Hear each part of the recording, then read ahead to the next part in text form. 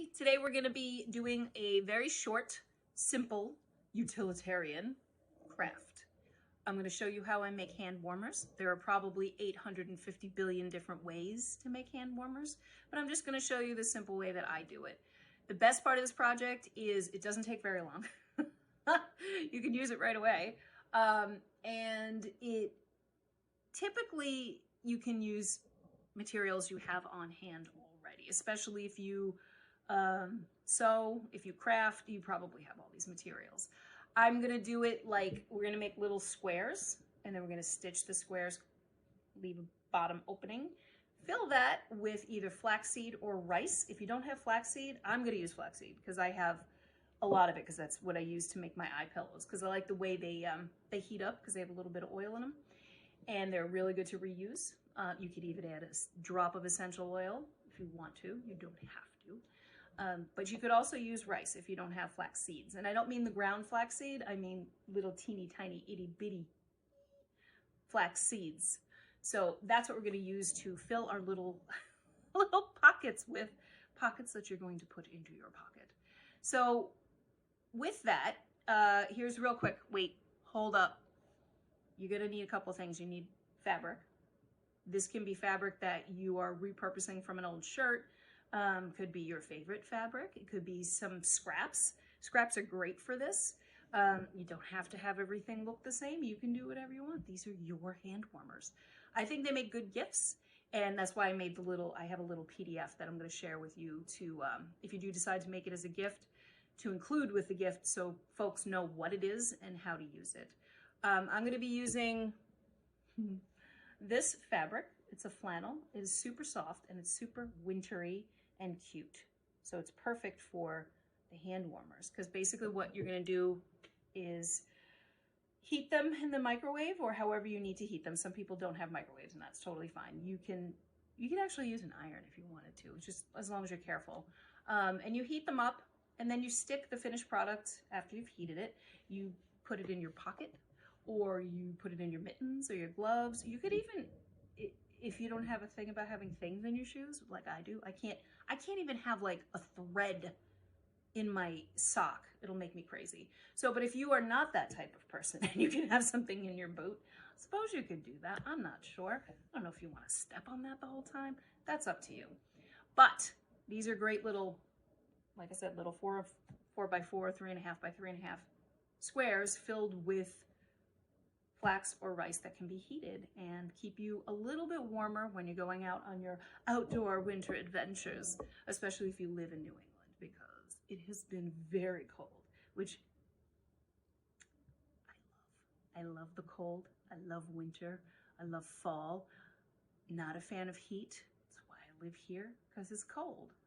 But anyway, these are great for little kids too, as long as you're really careful. Don't heat them too much for little kids, because their hands are sensitive. So having said all of that, you're also going to need needle and thread or a sewing machine. You will need scissors. You will need ruler. You will need maybe pins if you want to pin it shut. You really don't have to. I mean, if you're making a bunch of them, I would suggest you line them up, clip them closed so that they're, the little flax seeds aren't running out all over the place. If you choose, you can put a couple drops of essential oil, so you'll need that too, but you don't have to. That's entirely up to you. I have like an arsenal of essential oils because that's what I do for my business. So I'm considering maybe putting some, I don't know, maybe some clove, maybe some cinnamon, maybe some lavender for a little extra aromatherapy. So many things. There's so many ways to do this, but I think it's taking me longer to talk about than it's actually going to take us to do this project. So how about we just get right to it? Okay, so as I said, I'm going to be making mine with this fabric right here, and we're just basically cutting 2 squares so I can show you how I do it. And this is the edge we don't want, although it's very cute because it's got these little mittens. Little mittens on it, which is perfect for what we're doing, but I am going to cut that off and use it for something else. Side note, when you have little pieces like this, these make excellent ties for your when spring happens, or if you garden, you can you know, stitch them or not. And you can just use these as like tomato ties, you know, for the steaks and things like that. So we save those. I'm going to cut this. I have a little cutting mat that has rulers on it, which I love. And this is a little one. I have a couple sizes. I don't like the way that goes. And you could do this, like you could just do a folded over. I'm not going to do that because I don't like the way it comes out. But you could do whatever you want. So I'm going to cut it like 4 1/4 by 4 1/4. I need new glasses. I'm just going to cut that. If you want to use a scissor, you can do that too. So this is another way to do it. This is a pen that erases. It's very cool with heat and friction. And I'll show you that too. So if we were going to use that method, go 4 by 4, a little bit over. And I mean, just like a hair. I don't even think it's quite. You're just going to mark it like that. Okay. You can see that there. And then you can take your scissor and you can cut it if you want to.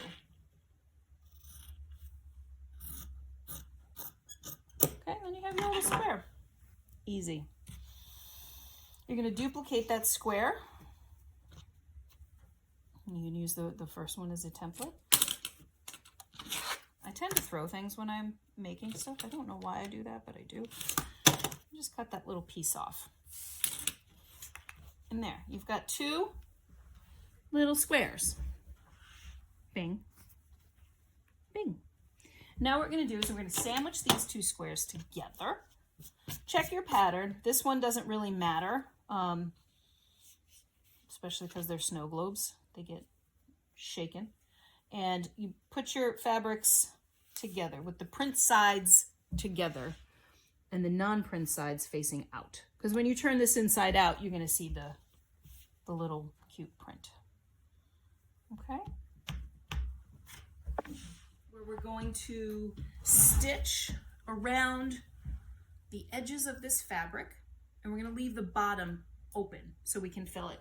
Make sure you leave plenty of room to do that, so that you're not stuck with not enough space to get. If you have a funnel, that would be great. If you don't, you're just going to have to use like you can make a funnel with a piece of paper, but you could also just use a spoon to spoon in your flaxseed and rice in.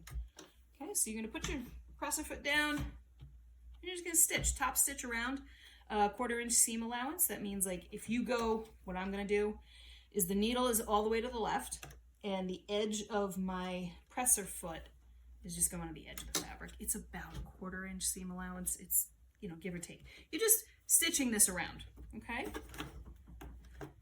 Back stitch.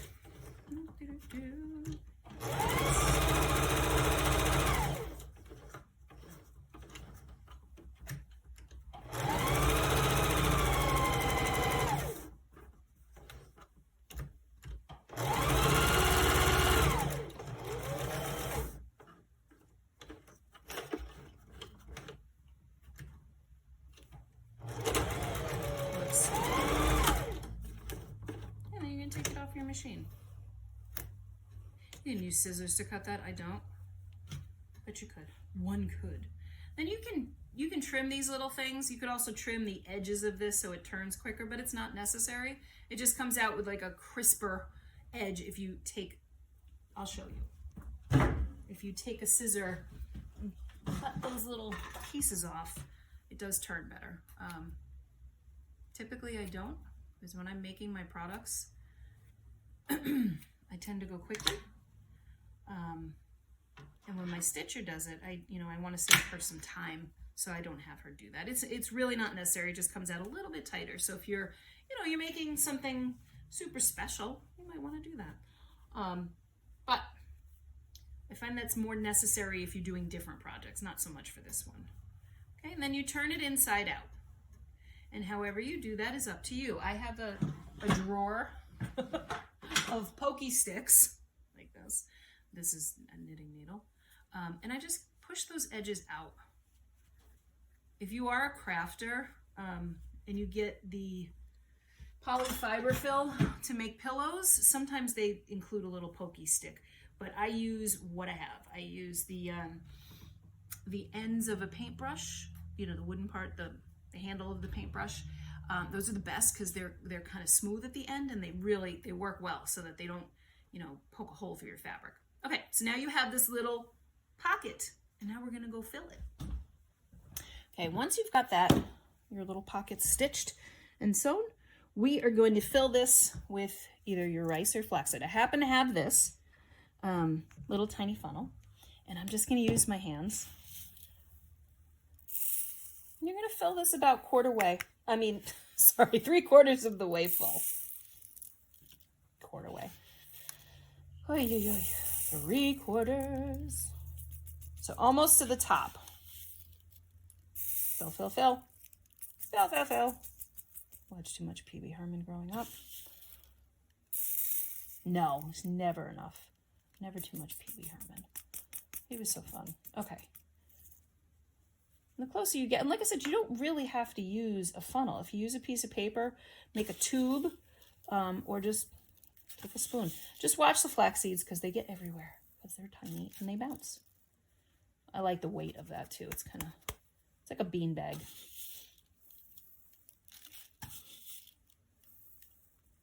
Okay. So now we have that. And like I said, if you're going to make a bunch of these, you could clip them like that and then just, you know, line them up and stitch them. Okay. Let's head over to the sewing machine and take you for a ride. Whee! Okay.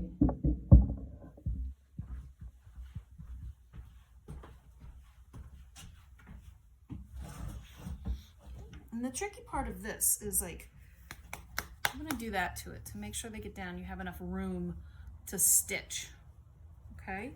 And you lay it flat on your machine like that.